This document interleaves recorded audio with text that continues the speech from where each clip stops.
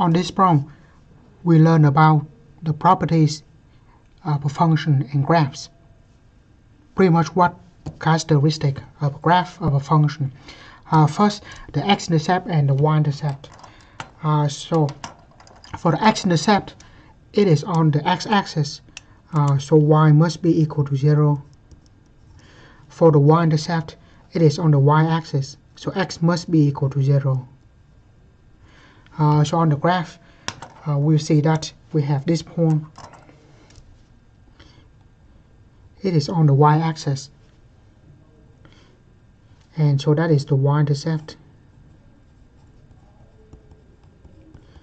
The y-intercept is on the y-axis, therefore x must be equal to 0, and whatever the y value is the y-intercept in that case. So we have the y-intercept is 0 and 1. Next, the x-intercept. We have this point and this point. The x-intercept, in this case, there are two of them. It is on the x-axis, so y values must be 0.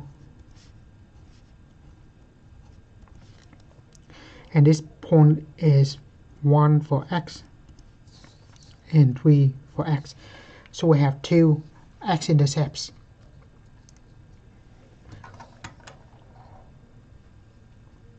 Next, we have here the point 0 and 3. That is the y-intercept. X equal to 0, y equal to 3.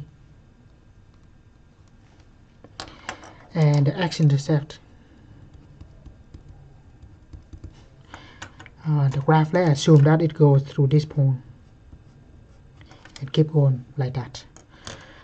So in that case, we have x-intercept here and there. X-intercept, y must be equal to 0. So we have here is -2 and here x equal to 2. So those are the x-intercepts. The domain and range is the next part of the question. The domain and range. Domain is the set of all the x values. The range, the y values.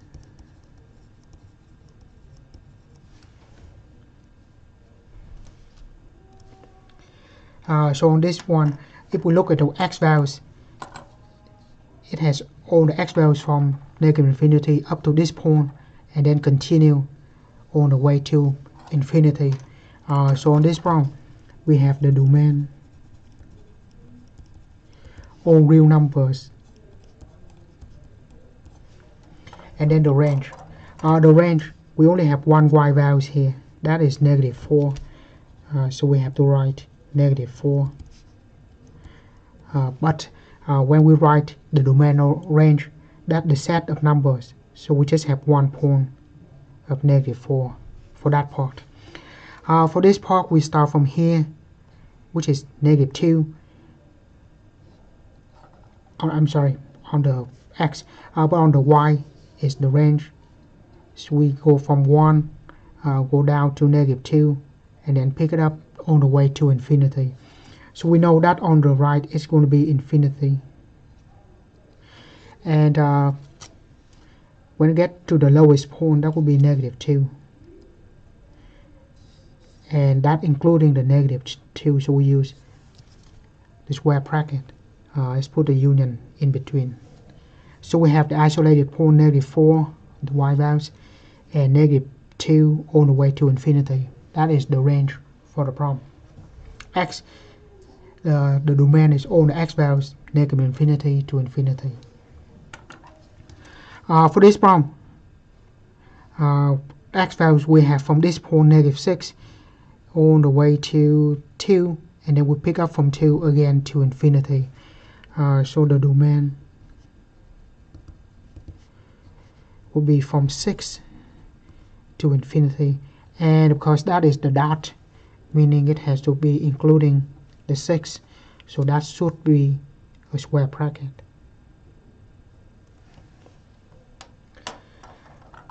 range on the y values. The y values, we see that it is 3 for this line, and then it go down to 2, and then from here it go down to -2. Sorry, here it start 2 and go down to infinity.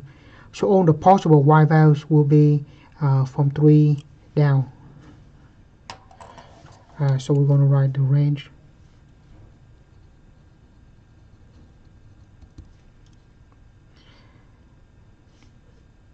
From 3 down to -infinity, so we have to write a smaller number first. -infinity up to 3, including the 3. So square bracket there. The next part of the question is about increasing or decreasing. Whenever we do this, we write the interval. And the interval here is more precisely must be an open interval of x. So an open interval of x, so we only write x values. So first let's look at where it is increasing.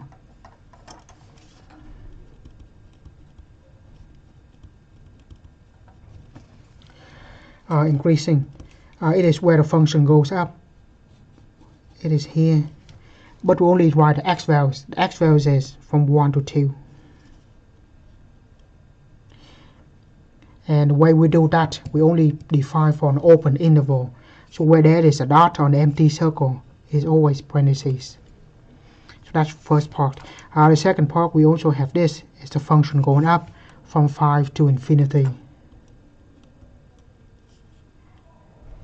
Notice that we're going to write just a comma in the middle and not a union. It should not be a union. Alright, decreasing. Decreasing is where the function goes down. So with that part, the x values will be -1 to 1. So whenever we write, we only write an open interval of x from -1 to 1. Yes, for that open interval.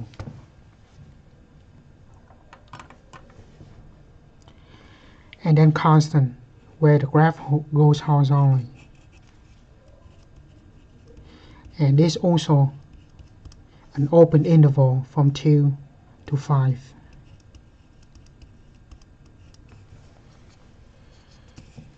Yeah.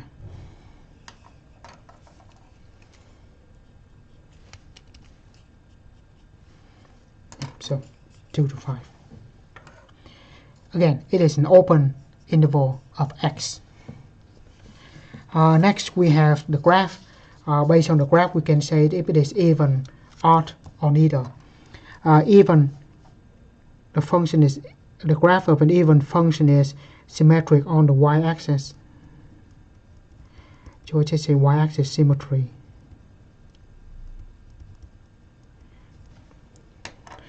And then an odd function is the origin symmetry.